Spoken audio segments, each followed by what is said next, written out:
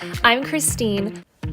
Welcome to the Recovering Perfectionist Podcast, where I empower you to develop sustainable habits, challenge society, and take messy action. It's time to align with the universe for the full human experience and redefine what it really means to be successful.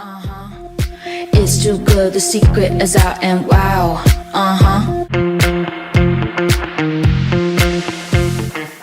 Welcome back to the Recovering Perfectionist Podcast. This season, we are in collaboration with the dance wellness community, and I am so excited to introduce to you our featured practitioner for this month is Amber Haider, and she is a mindset and confidence coach. Welcome, Amber. Yeah, thank you. So happy to be here. I'm so happy to have you. This is going to be fantastic. This is a very, very hot topic. Confidence, mindset, getting your head right. Yes. And we're just going to kind of dive right in. All right. Yeah, let's do it. So first I said you're a mindset and confidence coach, but I want to know specifically what you specialize in.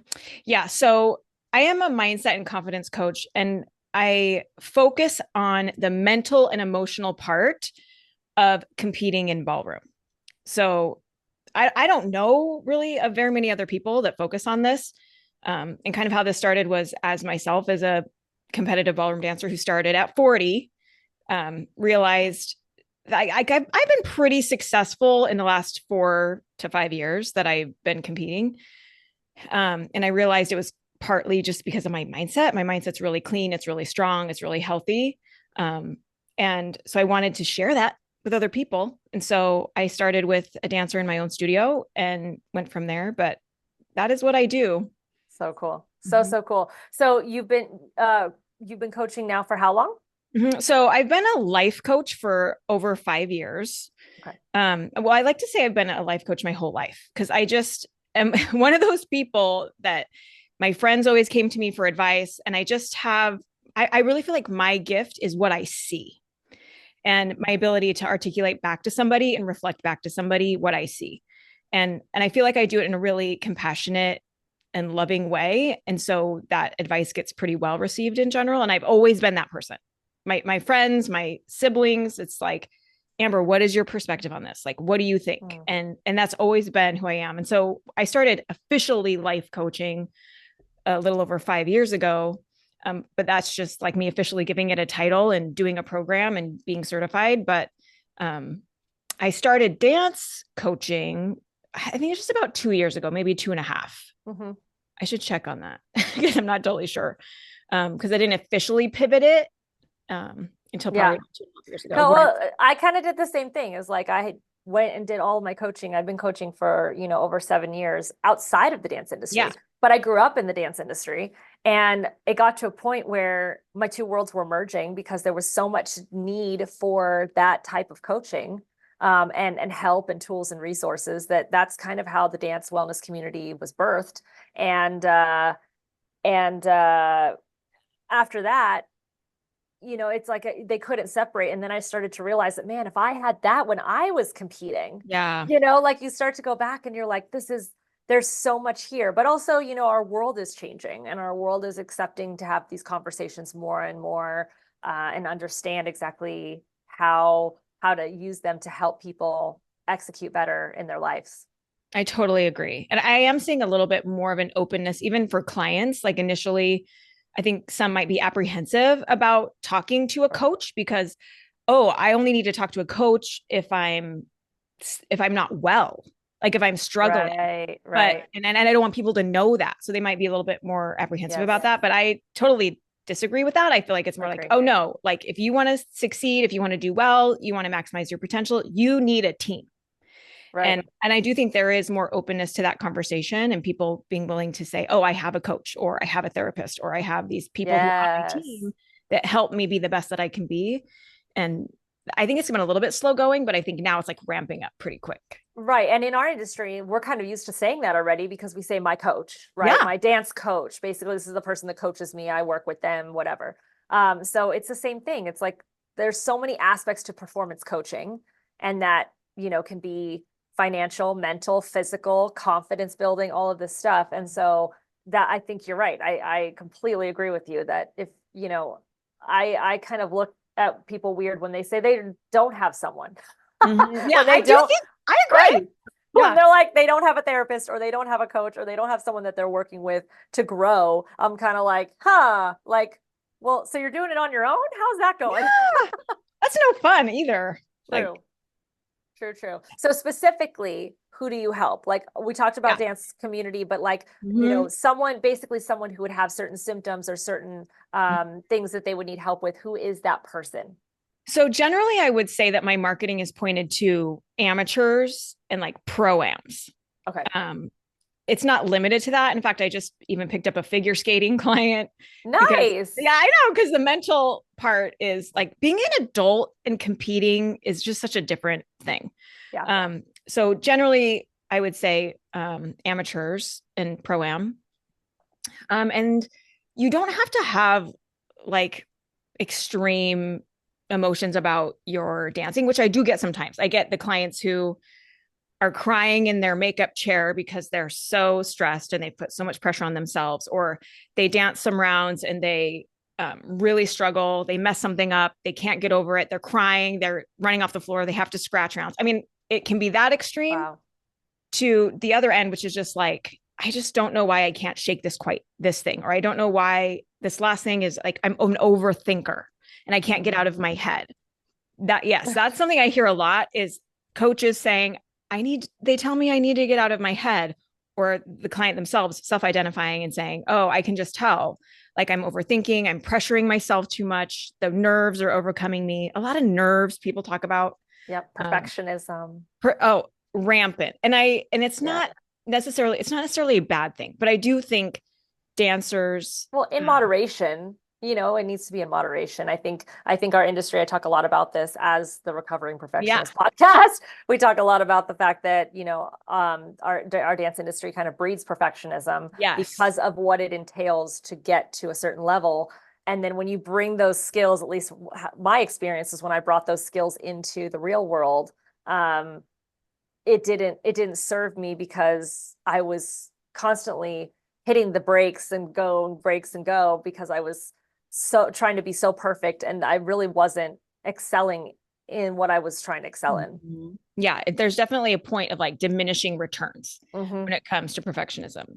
I also get clients who have a lot of negative self-talk, really critical, which comes with perfectionism too. It can be harsh and critical. People who have become like demotivated. Like if you're not enjoying your dancing anymore, like it's not fun. You're questioning if you want to do it anymore, or your partner is saying, why are you doing this? Like you're paying to do this. It's optional. It's supposed to be fun. And you're stressed out and you don't even seem to be enjoying it. Like I get that client quite a bit. Yeah. Major red flags. Yes. And of course, people who want more confidence, people who want more focus, more concentration. And then maybe even the last piece I would add is someone who is very focused on the result, and that result jerks them around. So it's like, if I'm doing really well, I love myself, I'm proud of myself, I'm happy, at least for a second, before I tell myself I should have gotten that sooner or done it better or whatever. But then if we have a negative result, we don't get the result we want, then it's like, oh, maybe I don't belong here. Maybe I'm not good enough. And it's just a roller coaster based on the results largely. That's a red flag too, where I would totally would love to help that person. Yes. Oh, I love that. I can just like imagine so many of those characteristics in so many different people. And I've seen it firsthand. I want to pivot into the confidence aspect of it, because you were talking about a figure skater. We've got the Olympics coming up. Those are high level athletes. We have, Blackpool, all these different things in our industry. People are training 8 to 10 hours a day in everything that, we do here.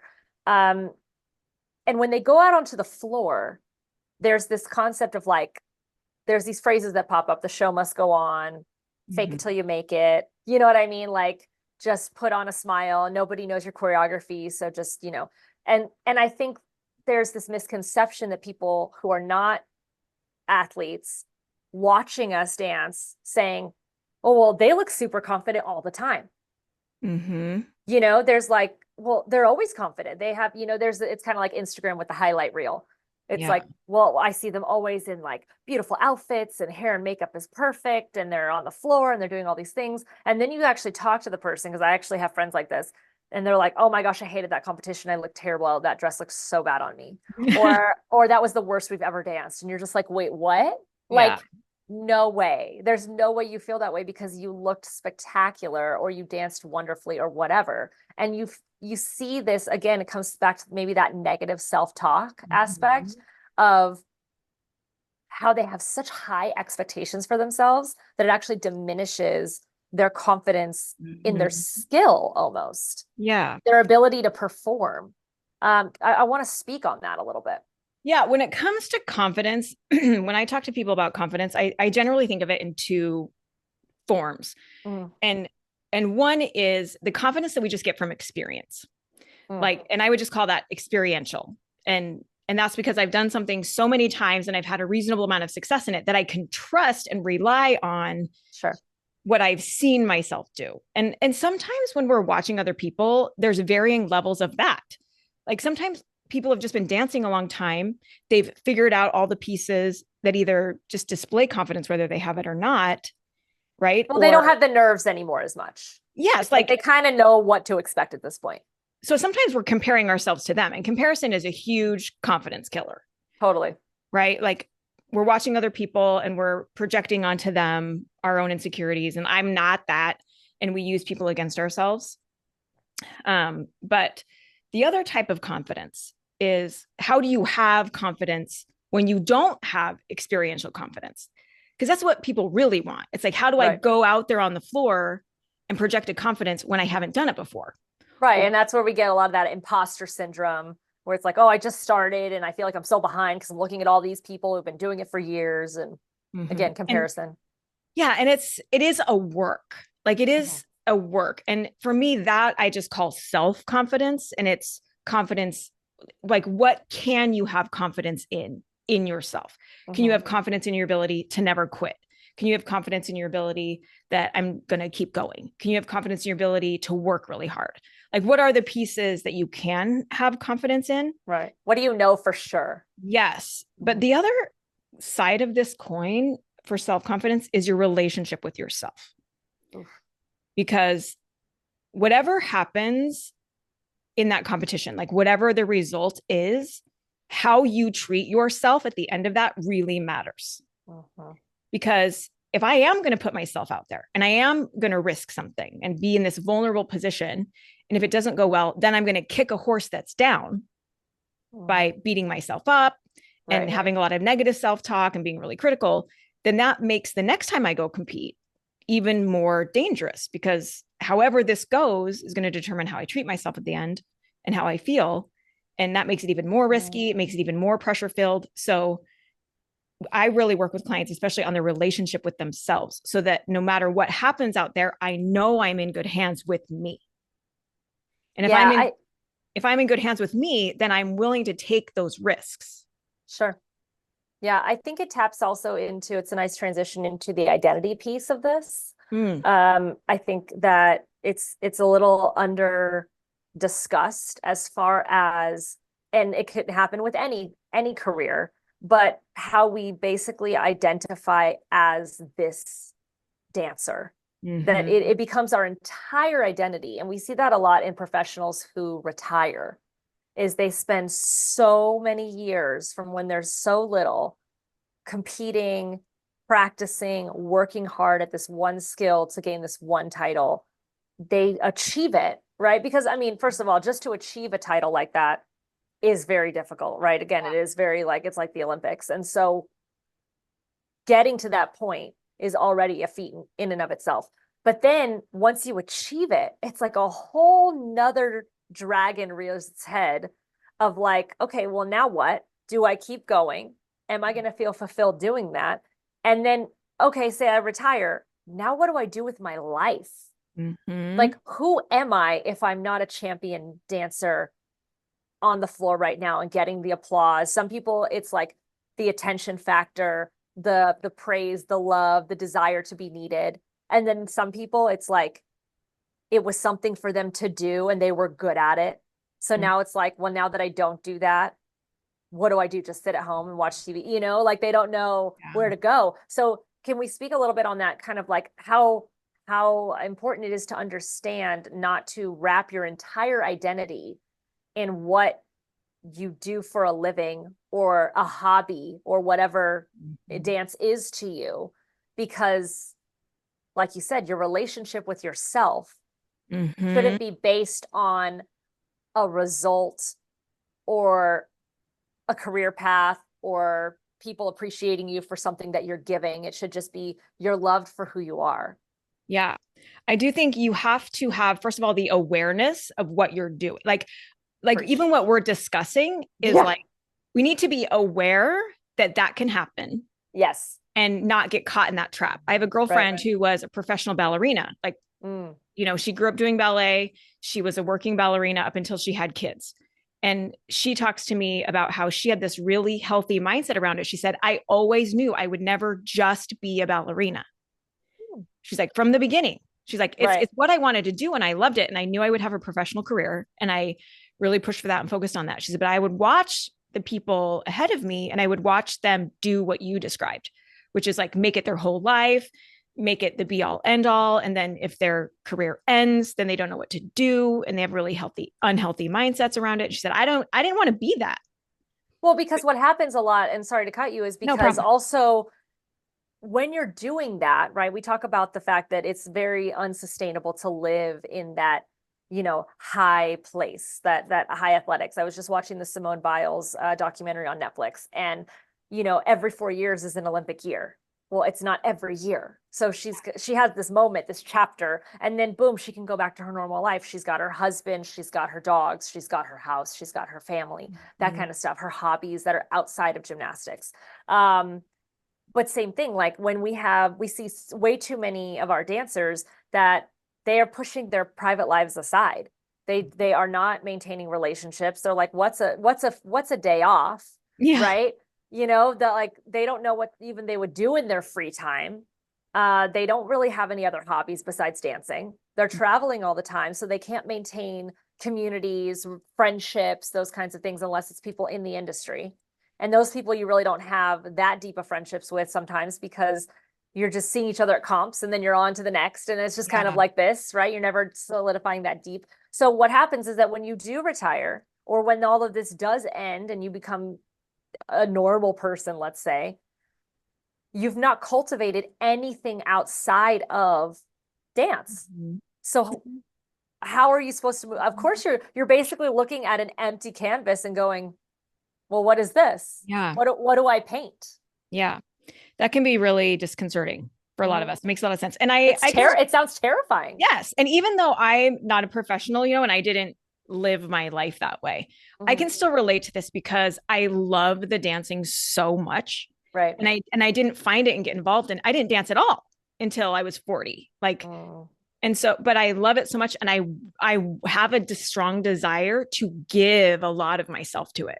And I'm in a position where I have a family. I have 4 kids. My husband has a business. I have a business.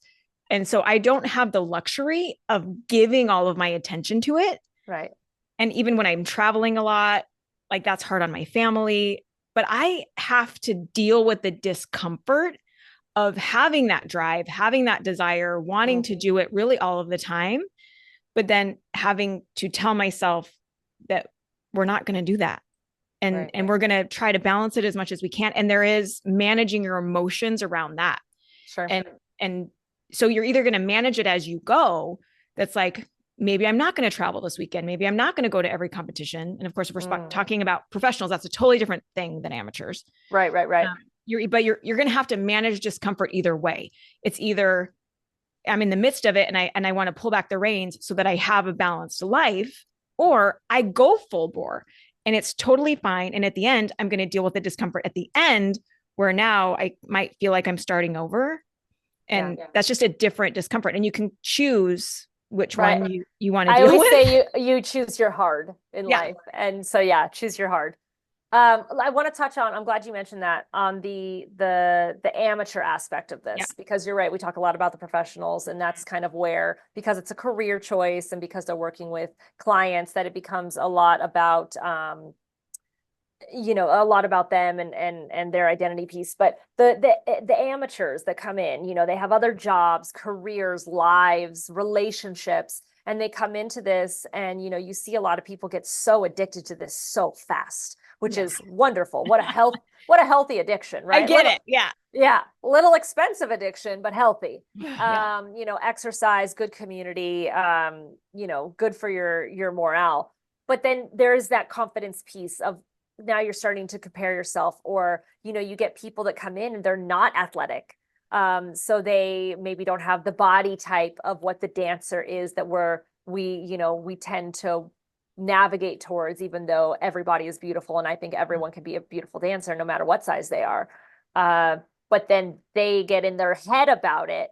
And then that gets, well, maybe that's why I'm not winning, is because I don't look like this girl over here or whatever. How important is the mindset when you're coming into it, when this isn't your career? And it should be something that is fun. Otherwise, why are we doing it? It's just a completely different animal, like, to be an amateur and to come into this as an adult. Right. And as I've worked with clients, and I've worked with hundreds of amateurs, hundreds of dancers, and they have varying levels of coaches who want to help them with this. And a lot of the coaches, because it's their career, because it's their work, like, they have a different mindset around it, because a lot of maybe what they went through was when they were young. It's like when they were being shaped, and a lot of them don't understand necessarily what it's like to come into this as an adult, because it is different. As an adult learner, and a lot of times you haven't applied yourself like this to something for a long time. As a kid, you're always doing new things. You're always trying new things, and you're bad at it, and everybody knows you're bad at it, and they're patient with you because it takes time for you to learn things. But an adult learner has this expectation that I should come out and I should just get it right away. I should just be good at things. It's embarrassing to be new. It's embarrassing to be a student. I don't want to look imperfect. I don't want to look like I don't know what I'm doing. And so a lot of times they won't even talk about what they're going through. Right. And so the mindset piece, it's huge. It's everything. And I tell my clients, we're talking about dancing, but we're not talking about dancing at all. Right. Like, this is a container that we're using to personally develop. And dance is like the perfect medium to bring up all of your stuff, because it's such a vulnerable thing. And when you're putting yourself out there to be seen, I mean, so many of us are just not comfortable being seen, being perceived. Right. Yes. And so you're being put out there, you're being perceived, it's vulnerable. You're trying to do something expressive. You're trying to show yourself to people. And so many of us immediately want to shut down and just and get off the floor because it's so uncomfortable. But this is your opportunity to work through that stuff. If you can bring it up, now we can build your confidence. We can fix your self-talk. We can help your ability to be seen and help you be comfortable with who you are, your body type, whatever it is that's blocking you. Yeah. This is the opportunity to bring it up and work through it. And it's not easy.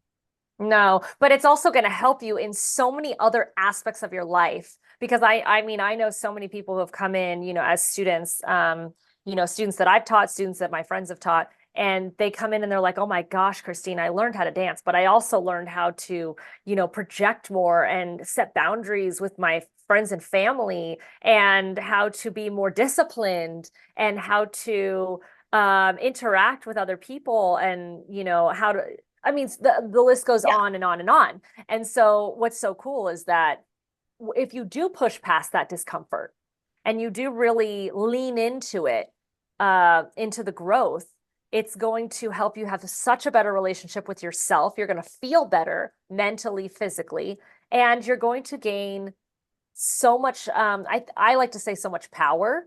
Yeah. I just think it's really important for people to own their power. And I think we live in a world where a lot of people are afraid to own their power. Yeah, for sure. And our industry really throws you in the deep end with no life jacket on in that area, right? It's so true. It's right. It's like, own your power, like just go for it. And I think it's a beautiful thing because, sometimes in the real world, people see me and the way that I approach life, no holds barred, the way that I kind of travel the world and do things and have big goals for myself and my family. And we just go for it. And they kind of look at me like, oh, that seems a little nuts. But in our industry, it's not nuts. Yeah. Because everybody's kind of living in that space. Mm-hmm. Yeah. It's such a beautiful place to like apply your effort for that personal development. Yeah. And to me, the mindset piece is huge because like I love my job and I get off the calls with my clients and I'm like high as a kite, first of all. I'm like, yes, who's next? Like, I know. But I also like, I was on a call yesterday and I was like literally in tears as we were talking about like how she had changed in just the few months that we worked together. Yeah. In fact, I think we weren't even halfway done. But I feel so honored and so privileged to be on the inside of that with people and to help them with it. Like there's nothing better. Cool. There's nothing. I agree. Yeah, I agree. I want to just touch on how important the mindset piece is in whether it be preparing for a competition, what you do maybe 10, 15 minutes before you go on the floor, affirmations like on a competition day versus on a recovery day, where your mind's at. What do you, maybe a few, because we don't want to give all your goodies away, but because, for those who are listening, if you want to work with Amber, like this is why we're doing this, is because you need to know that all of these amazing practitioners here they're doing this at a very high level. They're all licensed and certified and ready to work with people who are, needing these services and tools and resources. But for, a little taste of maybe some affirmations or certain things that you do, like what's your, top 2 things you do on a competition day, mindset wise, or maybe a trick that when you feel like your mind is kind of like getting the better of you, how do you, reverse engineer that? One thing that I really focus on is intentionality. So, when we're, and when we show up at a competition, and we want confidence then, we want to feel in control then, we want to feel settled and grounded then, we don't magically come up with that in an instant if we haven't been nurturing it along the way. So, right. So sometimes I'll get people who want to just have a call with me and they're like, I have a competition coming up. Can you just give me some nuggets? And I'm like, yeah, but that's like meeting with a personal trainer one time.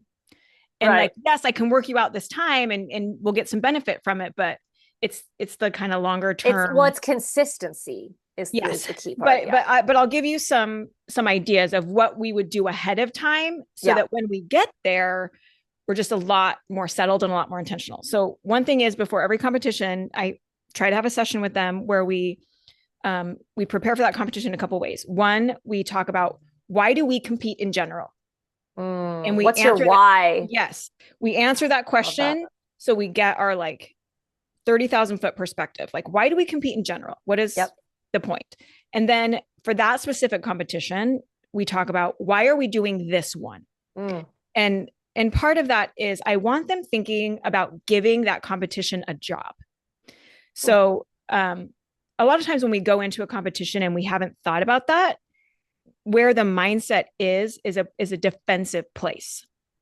So the clients will often go into it thinking like, what's going to happen? And their mind will go to all of the things that could happen that are bad. Like, I don't want to mess up. I don't want to forget my choreography. I don't want to disappoint my teacher. What if somebody bumps into me? What if something goes wrong? And they're just in this, like, the competition is going to happen to them. And it's like going to hurt me. Or even I would say, I'd see a lot of people going into it with very high expectations, or just expectations in general. And then what happens is they get disappointed, or they resent going to that event, or whatever. So I want them going in like, what are we working on in this competition? Why are we doing this one? Where does it fall in the path of our goals? Right. And making sure that we understand what we're working on when we're there, so that competition has a job. Like, we're acting upon it. It's not acting upon us. It's our tool to use for our purposes. To grow. Yes. And this is part of empowering ourselves, right? This is our part of like, no, this competition is a tool that I'm using to better myself. How are the ways that I'm going to use this comp to do that? Yeah. The third thing that we talk about is what will success look like? And it can't be just the result, because at the end of the day, the result is not in your control. That's going to be based on somebody else's opinion. Right. So we can't let that be everything. It will be something, and we'll use those results in the end, but we want more markers of success. Yeah. And some of that's going to be how I handle myself emotionally. And so I ask them to define, what will success be? Oh, that's so good. I talk a lot about redefining the word success, because especially in our industry, and that's what we talk about a lot in the dance wellness community, is that it's either, Blackpool champion or nothing. And it's like, oh my gosh, there are so many ways in our industry to succeed. Mm-hmm. You could own a studio, you could judge, you could own a competition, you could be the top teacher or the top student at a competition. You could just dance 100 entries. There's so many ways to succeed, depending on your goal. But because we compare our goals to other people's goals, we think we should have higher goals, in which case we think our goals aren't, there's so many domino effects to it. But I love that third piece that you have. That is so fabulous. Yeah. I could even say like, oh, if I'm going to have uncontested rounds, what am I going to define as success? Because so many people will do an uncontested round and be like, well, that didn't count. And I push back on this all the time, because if you played I played soccer, and if you go to a soccer game and the other team doesn't show, you don't play, right? But you win. They forfeited and you win. In ballroom dance, that's not true. You go, there's nobody there contesting you. You still dance it. Oh. You still perform it. So you can decide, even if I have uncontested rounds, I'm going to decide that success is that, since I'm not competing directly with anyone, right, I'm going to go all out. And I'm going to decide that's going to be success for me in like, even in these little moments. Right. So the last piece, the last fourth thing that I talk about right before competition is, how are we going to feel? And we decide this ahead of time. So you decide, how am I going to feel before I go? How am I going to feel when I'm there? How am I almost like manifesting it? Yes, we're deciding ahead of time. And that's not to say we're not going to have things happen where we're going to get triggered, or something stressful is going to happen, and we're going to have an emotional reaction, because we're human. And so there's going to be a lot of things that we can't predict and force that are going to happen. That's all fine. Right. But when we decide ahead of time how I'm going to feel, then in those moments we have an anchor to go to. Yes. It's like, so even especially at the end, I'm like, how are we going to feel at the end? Let's decide. And it's like, no matter what the results are, I'm going to feel proud. I'm going to feel like I did what I came here to do. I'm going to feel excited. I'm going to feel gratitude. Like, I always, before I go on the floor, like immediately before I go on the floor, I just like have a rampage of gratitude. I'm so grateful to be here. I'm so lucky. I'm so happy that I get to dance. What 45-year-old mom gets to come and dress up and perform? Look at all these people who love this like I do. Like, look at all these people who took the time and money to organize this. Like, and I just feel myself with gratitude, and I'm just like, let's just go have the best time. Oh, that's so beautiful. And I just decide that ahead of time. So if we do those four things, like, it sets us up with just a lot of empowerment, a lot of intentionality. And then of course there's like visualizations that I help people do to help them imagine that. And so that when they're there, they're already informing their subconscious, this is what we're going to do when we get there. Mm-hmm. And again, what I think that's helping you do is what you're helping people to teach them is to not let the environment around them dictate how they feel. Yeah. Because I think that's what happens, is that we end up, our confidence, our mindset, we go into it, we're like, yes, we're going to own this. We wake up, we had a good day, we had a good start to the morning. We went on a run, we got our morning coffee, all the things. And then you show up and you see the competition, or you see the, and you're like, I didn't know she was going to be here. Right. And you're like, oh no. And all of a sudden everything falls the opposite direction. When in reality, if you don't let those things affect you and you went into it with that same energy, you'd probably end up winning. Or you just, like, there would be so much more on your side than already going into it with self-sabotage. Mm-hmm. We're always going to be human. Like Totally. I tell my clients, there's no off ramp to the human experience. So That's like, funny. no matter how well I coach myself and no matter how well I plan ahead to like be intentional, you're still going to be a human. And somebody's going to walk in the room that you didn't expect and they're going to set you off balance a little bit. Yeah. And I have so much compassion for that. That's still going to happen. And the thoughts are going to pop up and then you're going to have a little break in your confidence. And all of that is fine. Like Right. what I work with my clients on is like, you're still going to be a human, stuff's going to come up, but then what? Right. And then when I help them with, okay, now how are we going to handle it? What do we want to do? We don't have to be stoic. We don't have to be ice cold, but we do want to have plans for when those things happen so that we can manage ourselves a little bit better. Like it doesn't take, like we could manage ourselves 50% better and we would be in like a significantly better position. Totally. Than if we're just letting everything happen and we're just reacting to everything and don't know what to do when all of that goes down. Right. It's about being proactive, not reactive. That's what I work on with my clients as well, is that things are going to happen, like you said, but the coaching, the therapy, all the things that we do to grow and to have personal development, it's not to make those things less occurring. Right? They're going to always happen. It's how do we react and handle that? Yeah. Is that becomes better. Right. Because I mean, your life is going to constantly be trialing and erroring and testing you out and all of that stuff. But I've noticed a difference when I've been through coaching and therapy that at once I have the same thing happen again or a similar situation and I react with so much more, like you said, gratitude or so much more positivity towards myself. And I come out of it feeling like it didn't affect me as much. I'm like, oh, wow, the coaching is working. The therapy is working. You know, you're like, so much. Yes, it's incredible. Even with family members, I've had family members that used to affect me and I would be in such a depressed state after I was around them, you know, having to deal with all of these different dynamics. And now I'm like, oh my gosh, I'm like, I love my life. Everything's great. Look at me, you know, like, and it's so different because I'm not letting their energy. I'm like, that's a them problem. Yeah. You know what I mean? Like they're projecting their hurt onto me and I need to just let that go. And that has shifted my energy in so many aspects of my career as well and my dancing and all of that. So that's fantastic.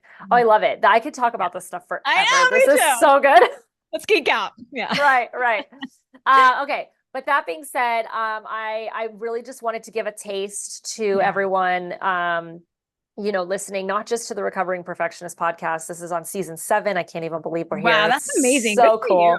Thank you so much. I'm so excited. And the fact that, and everyone that's coming into the dance wellness community, I really wanted to just give it a really big push and highlight and put you guys, the practitioners on a platform and a pedestal because what you guys do is amazing.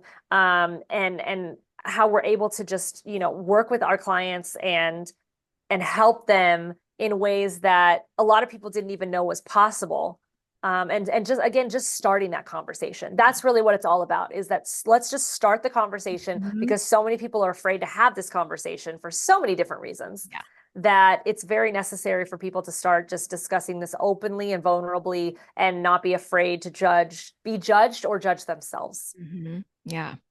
Thank you so much for this opportunity. It means a lot to me. I love my clients fiercely. And I always just I want to give as much help as I can. Like I want to see the dancers like loving it, enjoying it. And even more importantly, like maximizing their potential. Totally. And so the dance wellness community, I think, is such a beautiful idea because it's just going to help so many dancers. So that's the goal. So that's the goal. So for those who are interested, feel free to go on to all of the links are in the show notes for this episode. You can go to dancewellnesscommunity.com. Sign up for our monthly newsletter. That's where all the goodies are. You're going to have, you know, wellness blogs, featured practitioner information. You know, we've got even recipes and systems in there, and you will have this episode available to you for future practitioners as well.